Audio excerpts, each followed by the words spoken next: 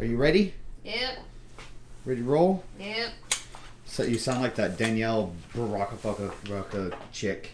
I don't know who that is. Because you're too streetwise? Yup. Did you say the hoes are laughing? Yep. Catch me outside. How about that? Huh? Catch me outside. How about that?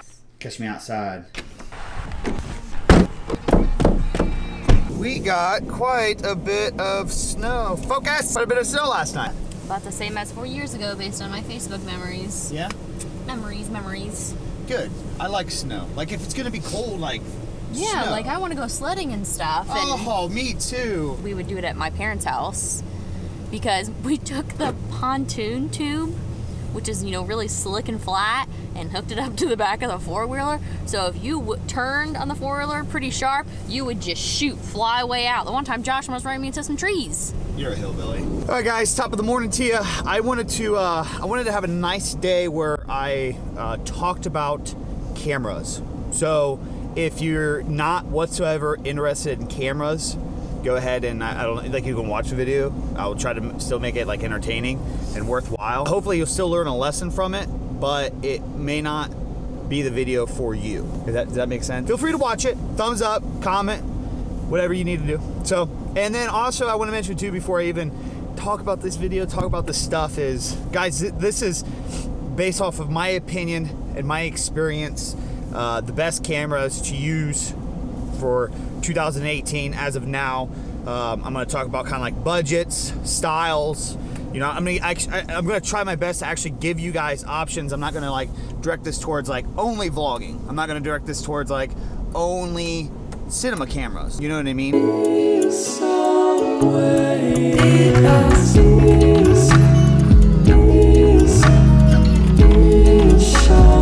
So first off, I am shooting now on a Sony A7S Mark II. Now that's not necessarily a budget camera to start off with. I wouldn't recommend it.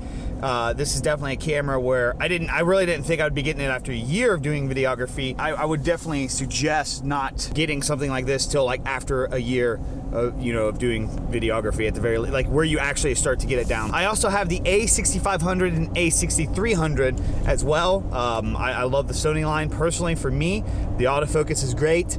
I love the fact that like the color profiles that I can use, and what I mean by that is like you get a very flat look, so you have more control over it in post. And I know a lot of my videos may not look the best on color correction, but I'm still learning. That's one thing I'm definitely still learning, is exposing and color correcting. So I use my YouTube channel as trial and error 100%. First off, I really want to be like the typical kind of I don't know, annoying person on YouTube and tell you that seriously the best camera to start off with is like the camera that you have. Like, even though I've been through a lot of cameras in the last like year and a half to 2 years, I definitely started off with my phone. I had an HTC like 10 or A9 or something like that, and it shot just 1080, nothing stabilized, nothing like super cool or anything. It was just crappy, shaky 1080 footage, and that's what I started off with. I then got a mirrorless Nikon DSLR, like a compact one, and that was like the first camera that like the actual camera that I ever got. Spent a few $100s on that. That's when I started like learning everything. That's when I used that camera to learn like shutter, ISO, aperture, you know, start learning like lenses, like the sizes. So to start off, I went cheap with a DSLR. I didn't get like something that a lot of people have. Like nobody that I know has the Nikon 1J5. I'm willing to bet most people that watch this video probably haven't even heard of it. And it's honestly a great starter camera, to be completely honest. Do you remember when I got that first camera? Mm-hmm. Remember how like fine-tuned I was into it? I really tried to learn a lot because I got it. So really, when starting off on making the decision of like what to get with your first camera, if you like absolutely don't have anything like a cell phone to start off, or if you just 100% are like, my cell phone's junk, I don't want to use that video. When you are out there searching, definitely do not worry about what the people that you're watching is using. I've done that a couple times. I like tested out cameras to like try out because I felt like the people that I was watching, I needed to be more like them in quality, but in reality is I needed to be more myself with videos. One of the cameras that I got in that example was the Lumix G7. At the time, I had the Nikon D5500, which was honestly one of my favorite cameras I've ever had. It was a great all around for me. Like, I was able to shoot video that I wanted, just 1080. I could do a little bit of slow-mo here and there. And, you know, I dialed down the profile settings to where I had more control over the colors in post. And it had a flip out screen, so I was able to vlog with it. And it also took great pictures. When it comes to cameras with me, I really like to go on a search for an all-around camera. I like something that I can be more film quality, like cinema quality, and then I can also vlog like this, and I can also take good pictures. So that's, you know, that's why I have this. Now, my film side is a little bit more important now that I do weddings, so that's definitely why I have the A7S Mark II, because of low light situations. But there for a while when I had the D5500, I tried the Lumix G7 because it was like a YouTuber rave. It was a vlog thing. And like, although I understand why people want the flip out screen and why people love it, the Lumix G7 was just not for me. The reason it wasn't for me is like, once I got used to taking pictures on the Nikon D5500, I just didn't like the pictures that I was able to take with the Lumix G7. So I gave up some things to get more video-esque features.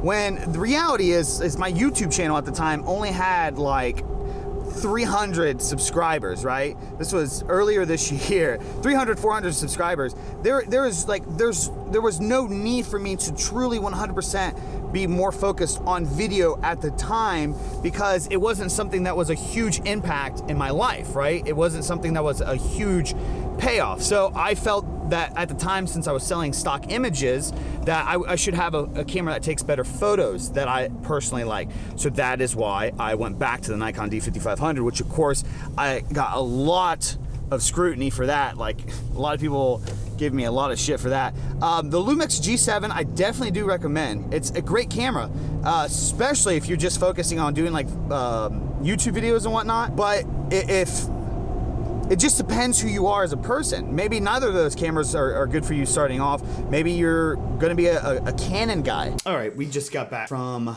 not only taking pictures today, we also had like a mini early Christmas day for her parents, where we gave them their gift, and then we also went and got groceries for us for this week.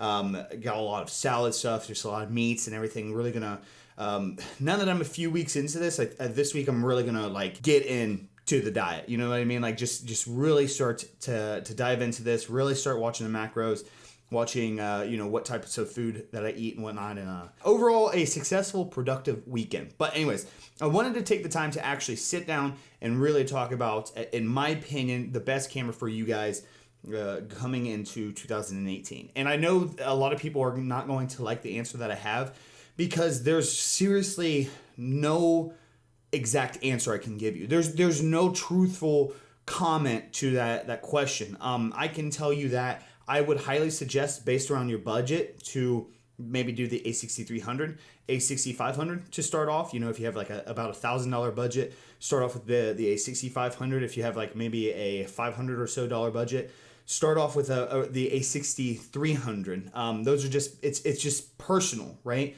I really enjoy those cameras. Those cameras have helped me a lot. They have taught me so much when it comes to all this stuff, and you know, leading all the way up to the Sony A7S Mark II. So definitely a great series of cameras. Now, that may not be the best price range for people, or if you're not really focused on video, maybe you want to focus more on photography. Well, then I would honestly say like Canon, Nikon, Sony full frame cameras, like the Sony A7 Mark I or the A7S1 or the A7R1, cameras like that. If you're focusing only on maybe like YouTube content and you just want that vlog atmosphere, and you want the ability of also producing 4K, you don't want to have too much control over your picture, and you're not too focused on photo work, you would also maybe be interested in the Lumix G7 or the Lumix series, you know, the Panasonic series of cameras. Over the course of the last couple years, I've had the Nikon 1J5, I've had the Nikon D5500, I've had the Sony A6300, A6500, and A7S Mark II, and then I have also tried out the Panasonic G7. I have also got to use some nice Nikon cameras, as Megan uses that, like the D7000, the Z7100, and I've just messed around with a few other cameras from friends. Here's the biggest thing when it comes to this type of stuff. It's gonna come down to research from you guys, but I can tell you based off of the things that I experienced, if you want something that's lower budget, that can do kind of all around, that can do some video, that can do some photo, you're gonna wanna look at like kind of like the $500 Nikon and Canon series types of cameras. There are gonna be people that tell you like, oh, you should focus only on Nikon, or you should focus on only Canon. You need, like, block people like that out. It comes down to whatever camera you pick up, you learn it. You get comfortable with it. You appreciate it. The fact with cameras is there is no one perfect camera. There's going to be a perfect camera for you. Like in my situation, this is an amazing camera. It has the autofocus that I really care to have. Like it's not crazy sharp, but I'm allowed to work with the colors a lot more. I'm allowed to have a lot more control over the picture that I take with this. I can shoot 4K, I can shoot 1080 slow motion to get those real cinematic shots.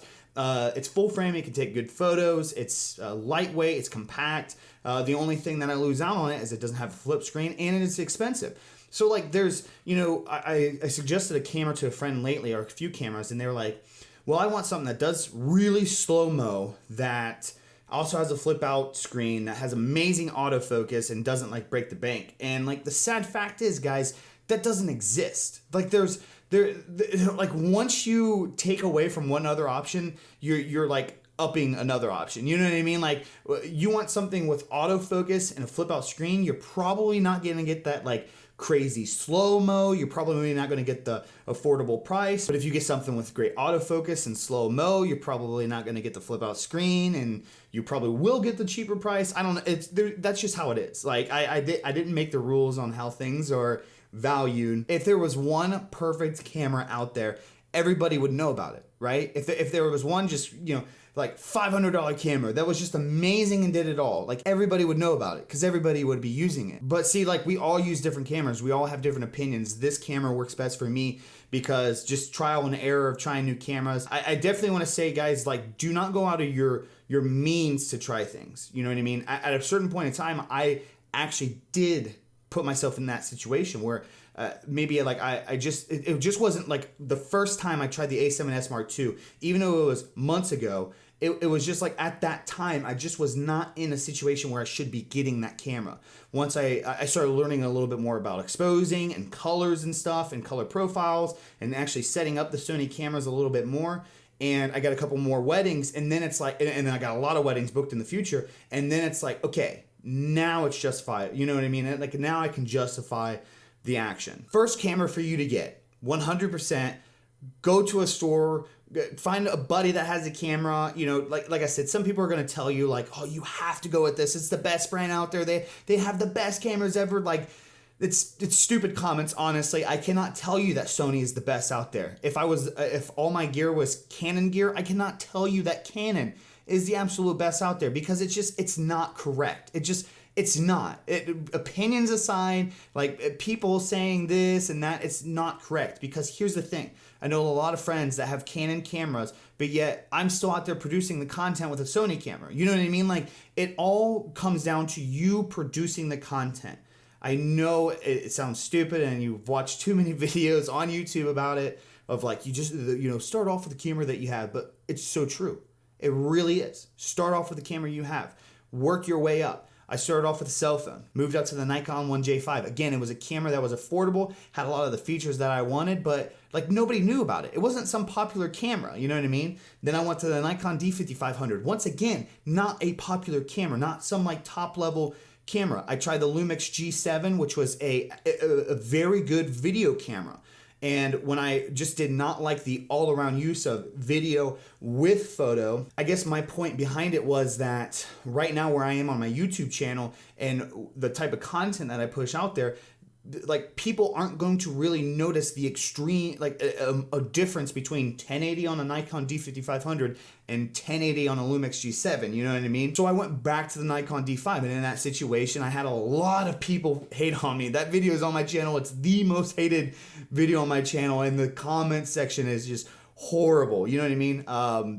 It comes down to personal use, guys. It comes down to that personal feeling. It just didn't feel right with me. I didn't like how the photos look. I didn't like how it felt in my hand.